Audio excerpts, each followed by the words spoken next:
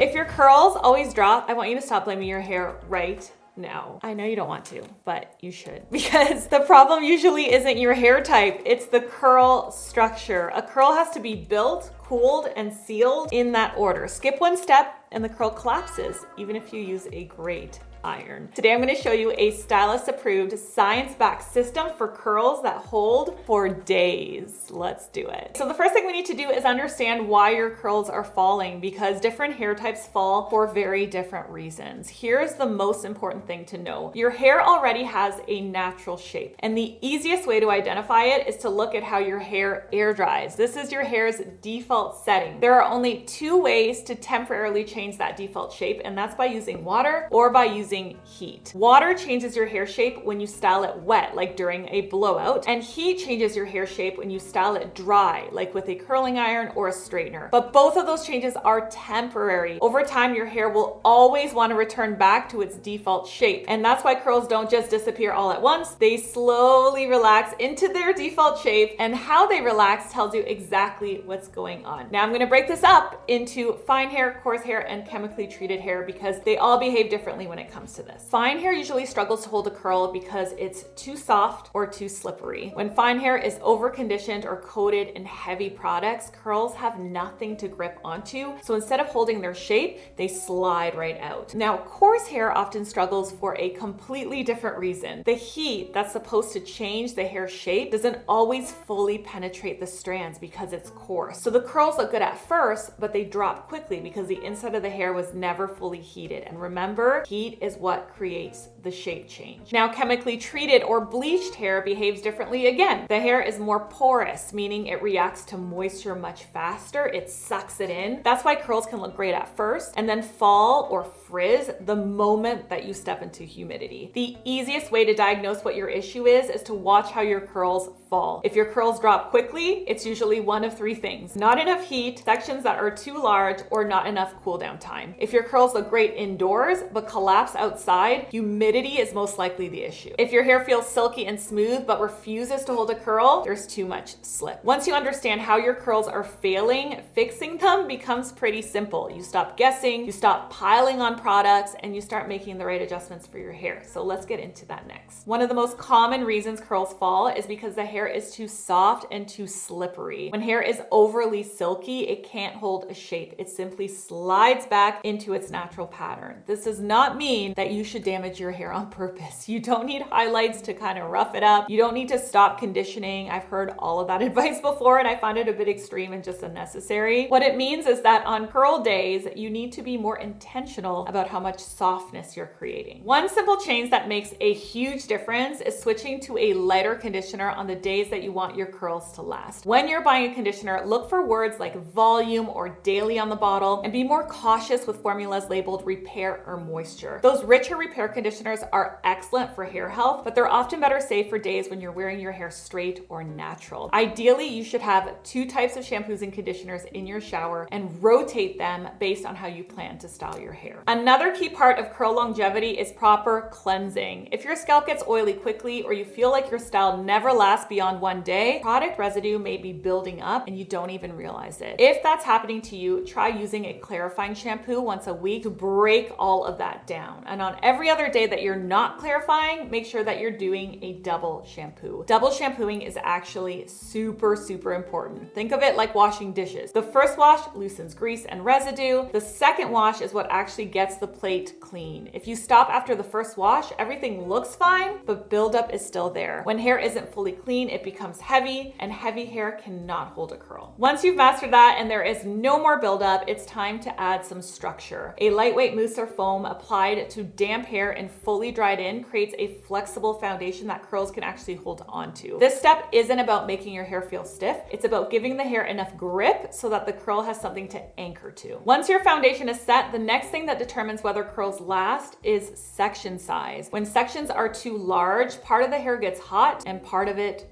doesn't. The hair will still usually end up curling, so it will feel like it worked, but because the internal shape was never properly set, as the hair cools, the curls will slowly relax and then drop. A general rule is that your section size should roughly match the size of your curling iron. So for example, if you're using a 1-inch curling iron, your section should be about 1 inch in size. Smaller sections like this allow the heat to fully penetrate the hair, which creates a stronger, longer lasting curl. On the other hand, larger barrels hold the least amount of curl. So like a 1 3/4 inch iron is great for loose waves or curls on very long hair, but it's also the most likely to fall quickly, especially on fine, slippery, or short hair. So now that we have prepped and we have curled properly, the next step is what actually holds it in for multiple days. Before we move into that, if you're finding this helpful and you want to support me, the best way that you can do that is to hit that subscribe button right now. Thank you in advance for doing that. Now let's talk about setting the hair, because this is where the curls actually become very long lasting. Until the hair has cooled completely, the shape is still flexible, which means it can stretch, soften, or fall apart almost immediately. When you curl your hair and let that curl drop, the weight of the hair pulls it down while it's still warm. This is especially true for longer hair. So ideally, what you want to do is catch the curl and hold it in your hand for a second while it cools down. You can also curl and then use a clip to secure it in a coiled shape like a pin curl while it has a chance to set. I'll do that for a special occasion, but I also recognize that it adds a lot of extra time. So if you are short on time or you just don't want an extra step, and I respect that, there is a very simple option, and that's just to not touch it. Let the curls sit exactly as they are until they've cooled completely. Don't brush them out. Don't run your fingers through them. Don't start styling yet. Simply giving your curls time to cool before manipulating them can dramatically change how long they last. Now let's talk about finishing products, because they can either work with you or they can quietly undo everything that you just did. One of the biggest mistakes people make is spraying their hair while it is still warm. Remember, when curls are warm, they're very flexible, so spraying too early can actually soften the shape, kind of wets them a little bit instead of locking the shape in. So always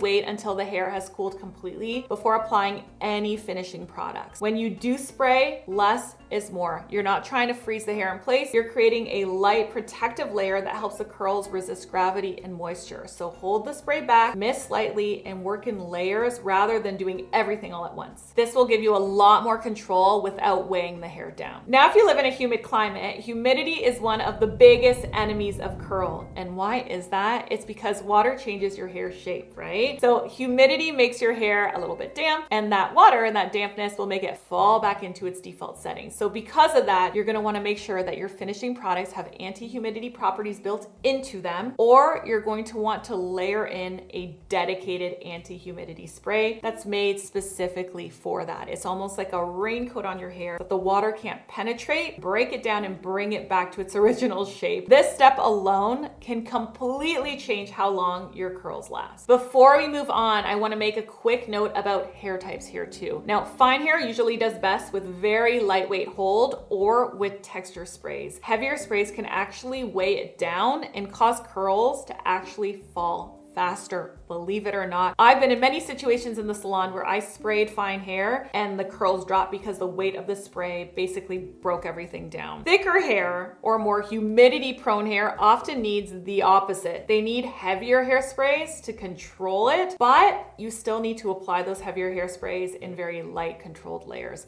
So just make sure that when you are choosing your finishing spray, that you are choosing based on your hair type. I will leave a recommended list for you in the description box below. Now, the next step in this system is learning how to make curls last beyond day one through sleep, steamy showers, and just some smart, refreshing tips. If you want me to break that down in a follow-up video, I'd be happy to do that. Just let me know in the comments, because this video's over.